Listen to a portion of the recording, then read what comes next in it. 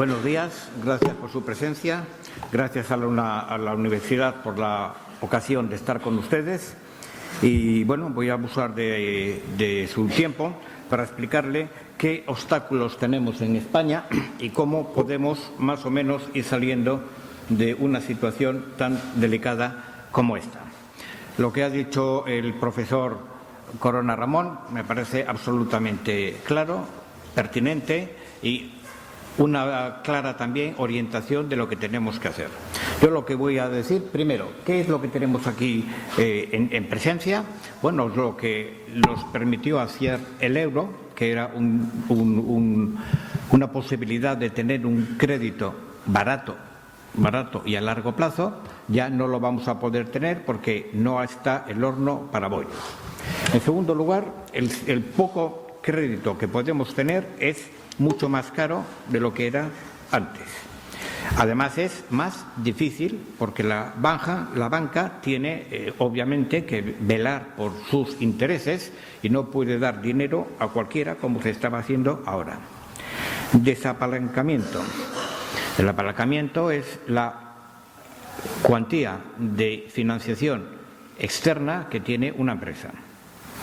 Nosotros teníamos antes de entrar en la Unión Europea un apalancamiento ínfimo.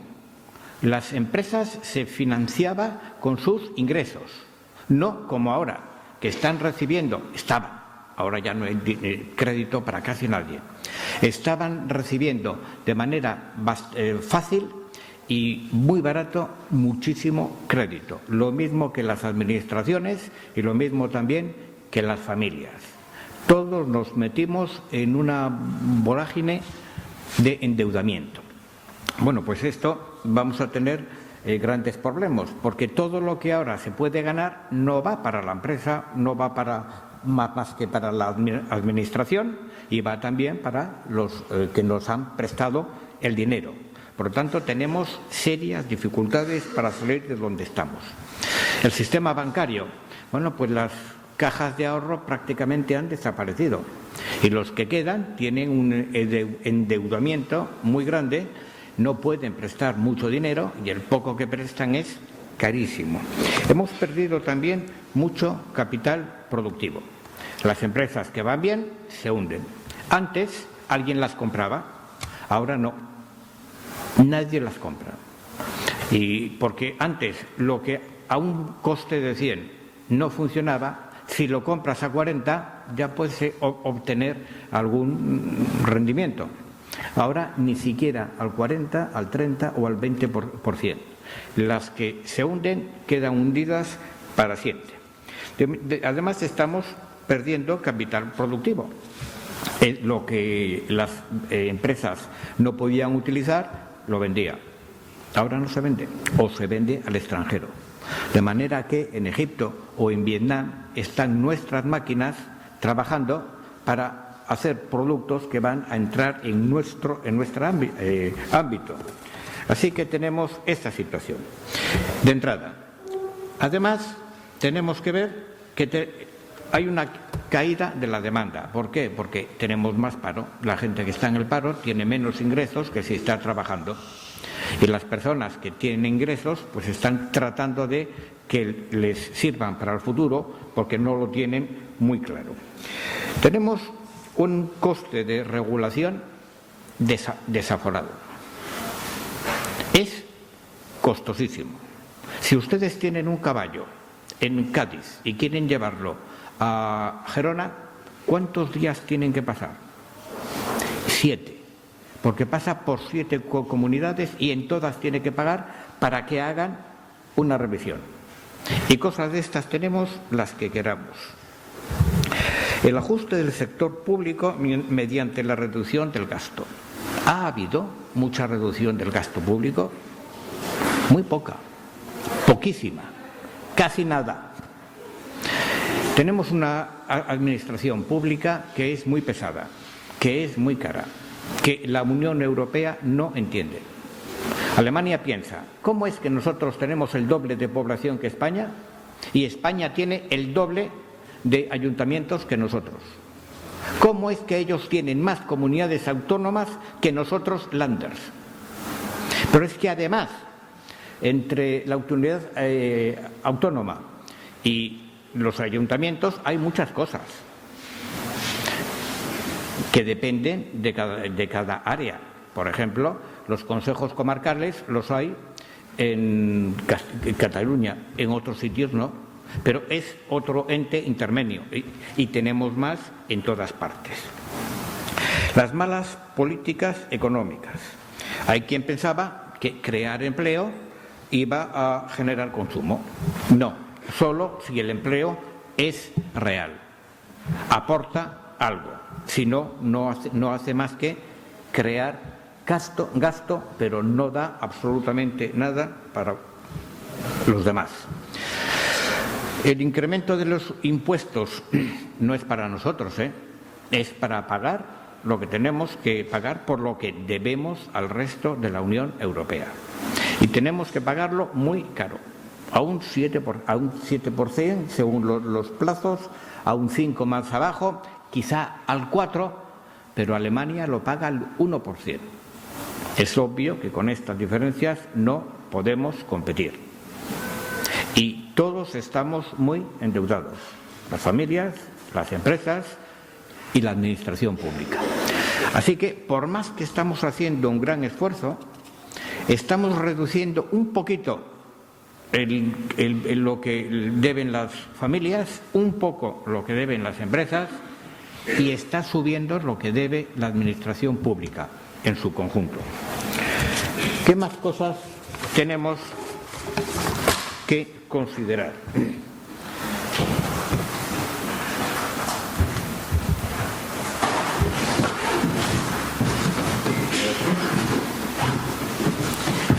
Tenemos falta de confianza. La confianza es muy difícil de obtener, pero cuando se pierde es imposible de recuperar. El que nos la ha hecho, pues todos siempre esperamos devolvérsela, pero no le vamos a dar el placet porque sí. ¿Qué pasa con la población? Antes crecía. Esto es muy importante porque si se crean familias, hay niños, hay escuelas, hay que llevarlos, traerlos, libros, ropa, etcétera, pero ahora no tenemos ese crecimiento. Nadie se casa si no tiene empleo y ese tipo de cosas también nos están frenando. Después, ¿qué pasa con los precios? Bueno, por un lado suben el coste de ellos, no porque lo gane el que nos lo está vendiendo, sino porque está subiendo el impuesto. Además, los que están viniendo del exterior son más eficientes que nosotros en lo que nosotros hacemos. ¿Por qué? Pues porque tienen menos impuestos que nosotros, sencillamente. Y además tenemos una competencia desleal por parte de la economía sumergida, que está, como todos sabemos, creciendo. Bueno, en esta situación podemos decir cómo estamos. Aquí tenemos los datos macroeconómicos. Si lo miran bien, los planteamientos nuestros son en general más optimistas que los que tiene la Unión Europea. Pero tanto uno como otro nos están diciendo que ni en este año ni en el año que viene podemos esperar salir de la situación en la que estamos. Las diferencias no son muy grandes, pero la media de las dos es muy negativa. Aquí tenemos algunas cosas que merece la pena que consideremos. Aquí vemos que cuando la Unión Europea va bien, nosotros vamos mejor. La línea azul es siempre España, lo otro es el elemento de cotejo. Cuando la Unión Europea va bien, crecemos más. Cuando va mal, nos hundimos. Estamos en la misma onda, pero con unas subidas y caídas mucho mayores que los demás. Aquí tenemos el PIB per cápita. Fíjense que la línea amarilla es la Unión Europea. Ya llevamos 12 años, deberíamos estar más de 12 años, pero 12 además con el euro, tendríamos que estar bastante más cerca. Y no hay manera, Y eso que van entrando países que tienen un nivel de renta per cápita mejor que nosotros, y a pesar de esto no llegamos a la media. Esto, bueno, esperábamos entrar rápidamente en la media europea, y a lo que se ve no es tan sencillo. ¿Y por qué? ¿Porque somos envidiados por los demás? ¿Porque nos tienen en contra? No, simplemente porque no hacemos las cosas debidas. Aquí tenemos la evolución del consumo, el privado y el de la administración pública. Aquí es España y la Unión Europea. Nosotros estamos creciendo más en consumo que la Unión Europea cuando vamos bien, y caemos mucho cuando vamos mal. No quiere decir que cuando las cosas van bien las gastamos el dinero, no lo ahorramos, si no, no podríamos subir tan por encima de otros que tienen una renta bastante mayor que nosotros. Aquí tenemos el consumo público, comparación España y la Unión Europea. La línea azul somos nosotros, la línea gris es la Unión Europea. Años tras año estamos por encima de ellos. ¿Somos más ricos que ellos? No. Eso quiere decir que hay un tránsito de ingresos desde las familias, desde la gente que trabaja, hacia el sector público, más de lo que hay en otros países. O sea que el sector público ha estado creciendo sistemáticamente y a un ritmo alto desde que entramos en la Unión Europea. Y esto no nos ha dado ni más felicidad, ni más ingresos, ni más puestos de trabajo. Aquí tenemos cómo va la inversión en España y en la Unión Europea. También cuando van bien las cosas para la Unión Europea, van bien para nosotros. Cuando van mal, van mucho peor, mucho peor. Siempre tenemos unas variaciones muy superiores a las que hay allá.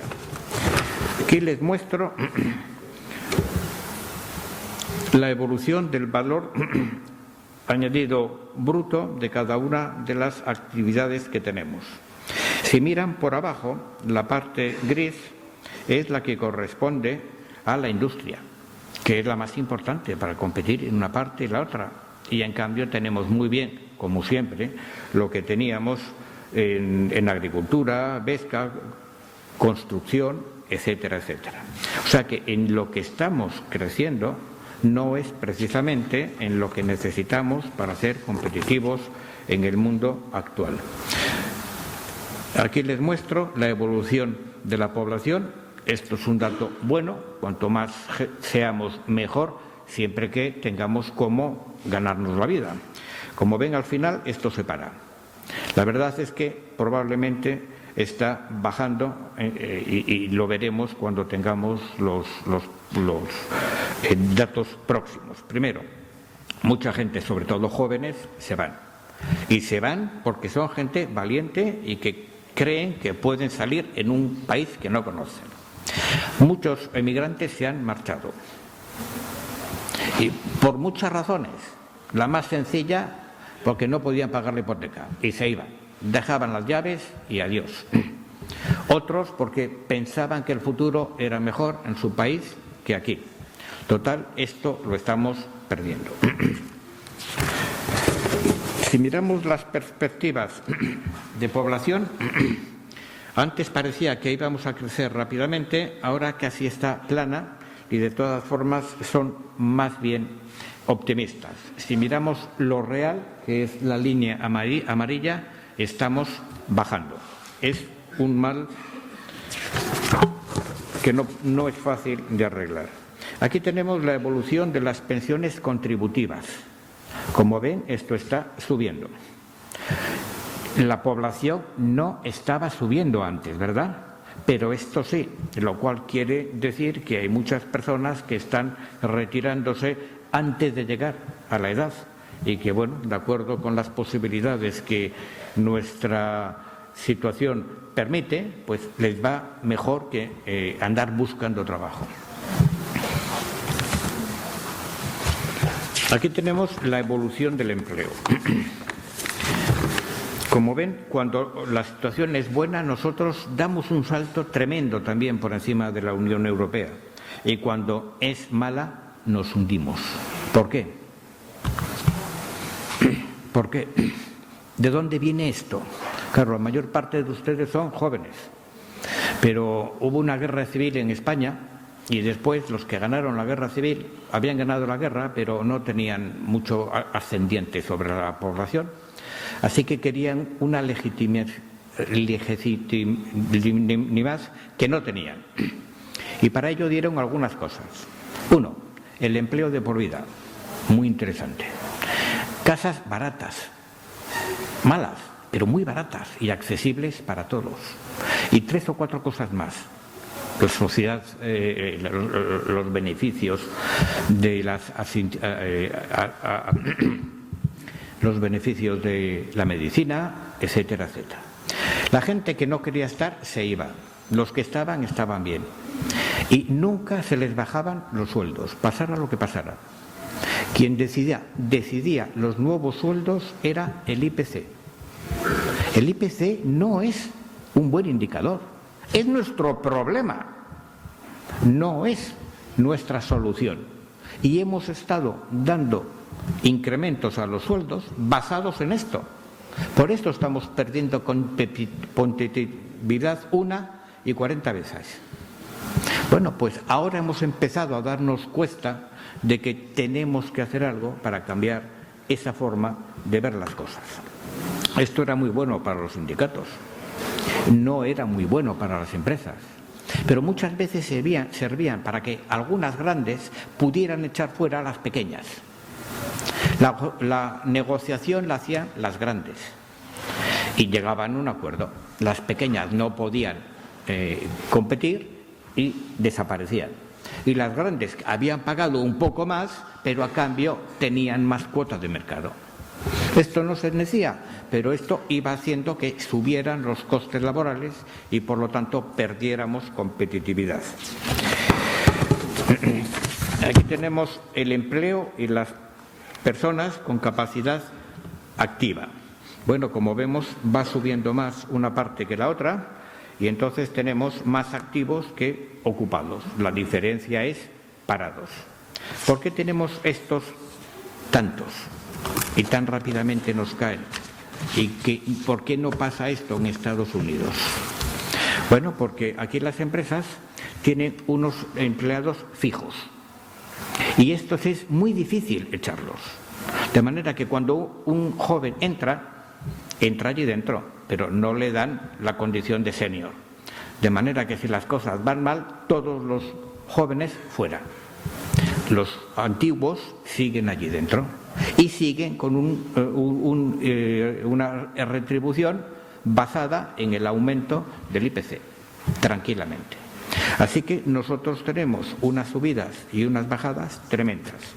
En algunos momentos vamos muy bien y creemos que nos podemos considerar los más listos de todos. No es tan fácil porque está subiendo el empleo, pero como ven, el que sube es el de las administraciones públicas, que no es lo mismo. Estos no nos dan competitividad, no hacen productos que se puedan vender en el extranjero. Y ahí lo tenemos. Después de ver esto, aquí no están los que trabajan para las empresas públicas. Más aún, ni siquiera sabemos cuántas empresas públicas hay. Las del INE sí, las del gobierno sí, las de las entidades intermedias no. Porque para que una empresa sea pública tiene que tener más de 1/3 del capital una entidad pública. De manera que 4 ayuntamientos se ponen de acuerdo, uno tiene 30 y otro 10. Y ya está, ya no es una empresa pública. Pero como tienen detrás una entidad pública, les dan fácilmente la financiación que necesitan. ¿Cuántas son? 1.000, 2.000, 7.000, más de 9.000 que se hayan encontrado. No, esto hace que la situación sea bastante rara, porque muchas cosas que podrían hacer empresas eficientes, lo están haciendo empresas que no son eficientes, pero que hacen que los amigos del alcalde o los amigos de quien sea tengan, bueno, más ingresos, sin más. Aquí tenemos por una parte el paro registrado y el paro EPA que habíamos estado viendo. Este tipo de cosas resulta que son muy diferentes. Ven las diferencias entre el paro registrado y el paro de la EPA. EPA es encuesta de población activa. Los que están registrados son los que están buscando empleo. Los otros, la otra diferencia, son gente que sí, que dice que está parada, pero que no está buscando empleo. Una persona que quiere trabajar busca empleo, el otro no lo busca. ¿Por qué? Puede ser por muchas razones. Puede ser porque están convencidos de que no tienen ningún tipo de posibilidad de encontrar empleo, o bien porque están esperando a llegar a la edad de jubilación y mientras tanto están viviendo del paro, o bien están trabajando en la economía sumergida. Bueno, estas deficiencias son lo bastante grandes como para alarmar a cualquiera. Aquí tenemos cómo sube esto, para arriba y para abajo. Nosotros en los momentos buenos creamos muchísimo empleo y entonces cae la tasa de paro.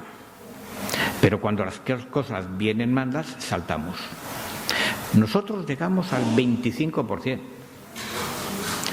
Estamos peleando con 2 países más para ver quién es el último de la cola en cuanto al paro, que son Sudáfrica y Grecia. Pero les ganamos nosotros a ellos, a los 2. Cuando las cosas van bien, nuestro empleo crece y llegamos a solo al 8%. El 8% en Japón o Estados Unidos o Alemania es la catástrofe. Para nosotros es la mejor cosa que nos podía haber pasado. Quiere decir que estamos todavía atados a una herencia de la que la mayor parte de ustedes no tienen nada sobre ella, pero que tienen que sufrirla y tenemos que cambiarla. Y hay fuerzas que están en contra de esto. Los sindicatos tenían unas prerrogativas muy grandes. Jamás hubo líos con el franquismo. Y los edificios que tenían antes en Madrid son los que siguen teniendo. Son los mismos, que antes estaban emboscados y dentro, ahora están desemboscados, pero dentro, en el mismo sitio. Bueno, si miramos también la evolución de los precios, vemos que están subiendo más que los de nuestros competidores. ¿Por qué? Porque tenemos una demanda de gente que no produce, pero que sí tiene capacidad de comprar. Si está subiendo la administración pública, que muchas veces hace cosas muy interesantes, pero que otras veces no lo son tanto, pues esto nos hace perder competitividad también. Tenemos además otro problema. El coste de los tipos de interés para nosotros es más alto que para los demás. Es otro hándicap. ¿Y esto a qué se debe? Pues a muchas cosas, pero parte de ellas es que no hay suficiente gente en España que ahorre, por una parte, ¿no? Si viene de fuera es más complicado. De todas formas, teníamos bastante suerte con las hipotecas. La hipoteca es un gran producto. Es primero un crédito personal a una persona que además tiene una garantía, que es la vivienda, y casi seguramente la de otra persona, el abuelo, el tío o lo que fuera. Por lo tanto, el banco está seguro, porque si este no paga, tengo lo uno, lo otro, lo demás allá. Por eso es tan fácil hacer que nuestras hipotecas sean compradas por alemanes o suizos, etcétera. Ahora la van a cambiar, de manera que das la llave y ya no tienes ninguna obligación. Eso ya no es una hipoteca, eso es una mortgage, como las que tenían los americanos y las que generaron la crisis mundial que hubo en aquel momento. Bueno, si ahora seguimos con esto, pues muy poca gente. Bueno, parecerá que es más barato esto, parecerá, pero no van a poder colocar estas hipotecas en el extranjero. Gran primer cosa. Segunda cosa, a la que haya la más mínima van a devolver las llaves. ¿Y cómo va a estar la vivienda? Estará bastante peor de lo que estaba cuando la dieron, en general. Por otra parte, el valor de la vivienda está bajando. Del último año ha sido casi un 9%, en un año nada más. Y si miramos desde que empezó la crisis, está en más del 25%. Esto hace que mucha gente diga, oiga, es que si esto vale cada vez menos, ¿por qué estoy pagando cada vez más? Es difícil de entender. Así que ahí tenemos esta dificultad. También pasa con la administración pública. Vean el coste de la deuda para España y el que tiene Alemania. Bueno, sí, muchas veces el sector público nos está subiendo los impuestos, no para gastar en otras cosas, sino para pagar lo que tienen que pagar a los alemanes o a los suizos o a quien sea que haya cogido nuestra deuda. No es para nosotros, no es para funcionarios, se va. Aquí la deuda que tenemos puesta en cada una de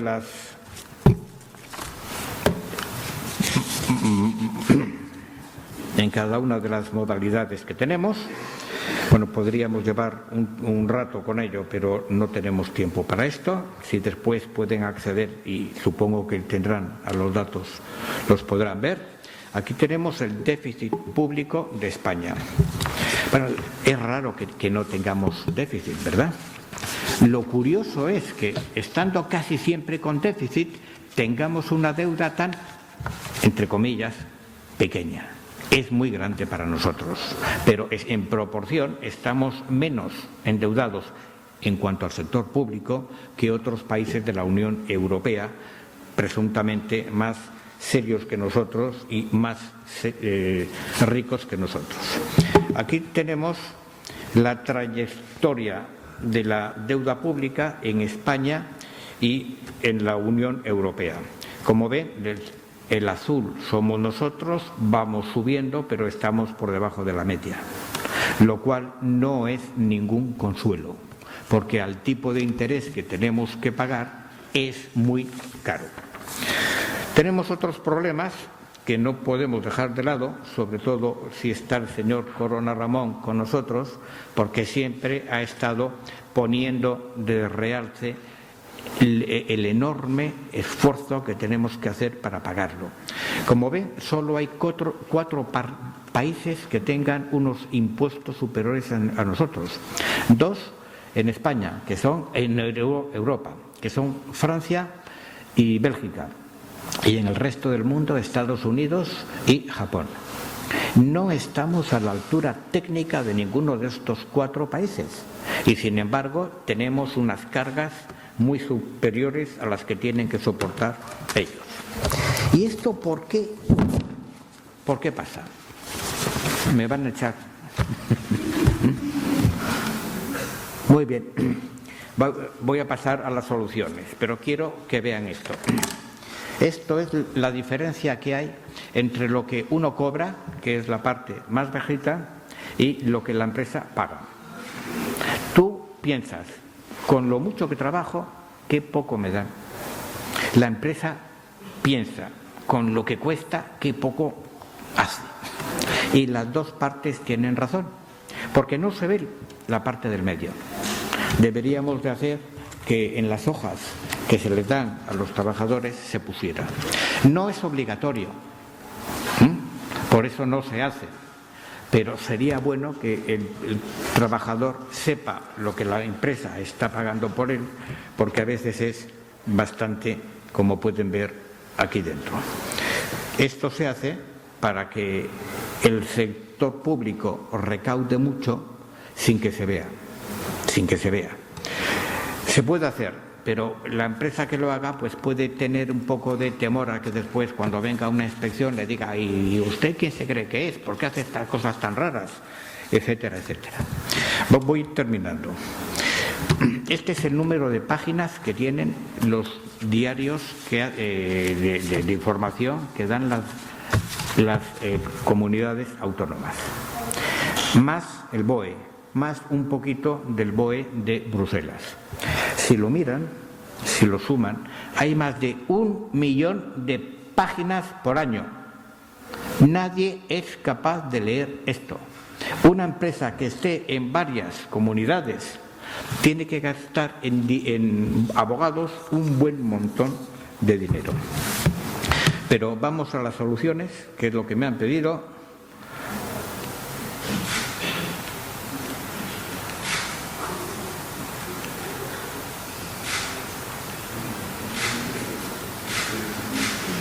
Bueno, les puedo mostrar lo lejos que estamos del resto de la Unión Europea o de Suiza, y lo cerquita que estamos de Argelia, que está más cerca de la península que no de aquí, dicho sea de paso.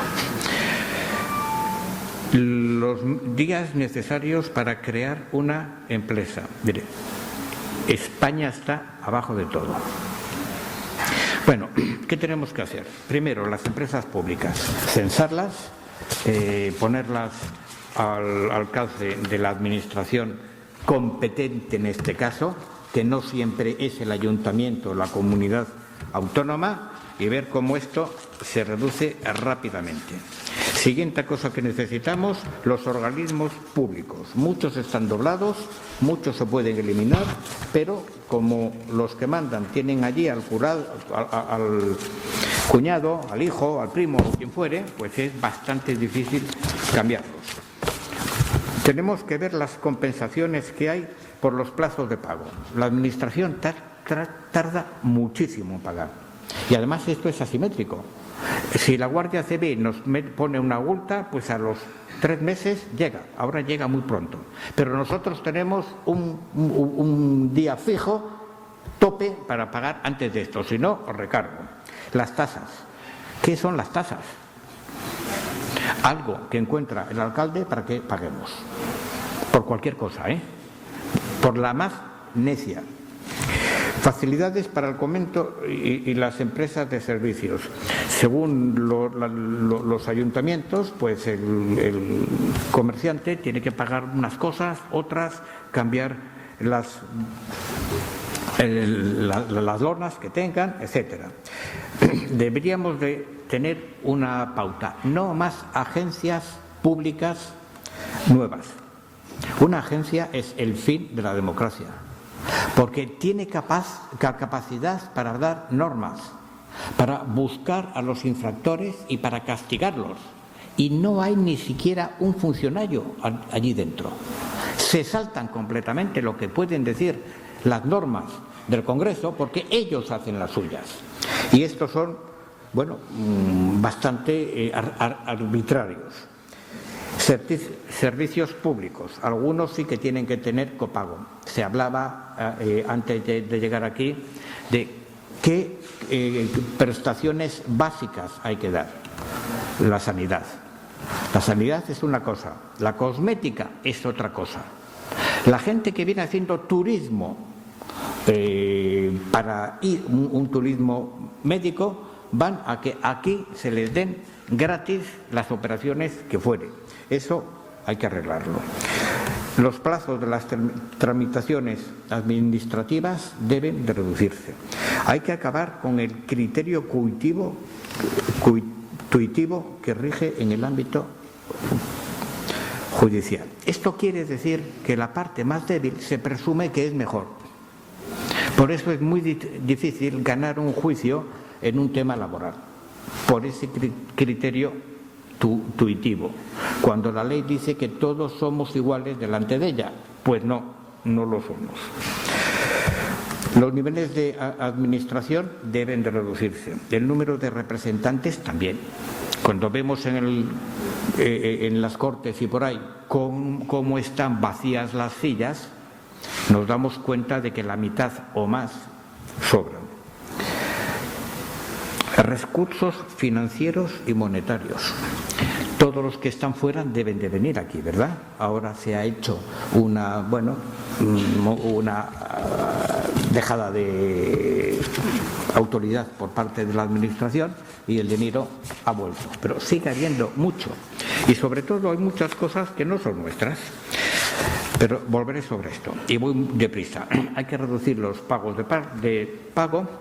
Tenemos que tener un criterio de better regulation que nos exige la Unión Europea y que casi nunca se plantea.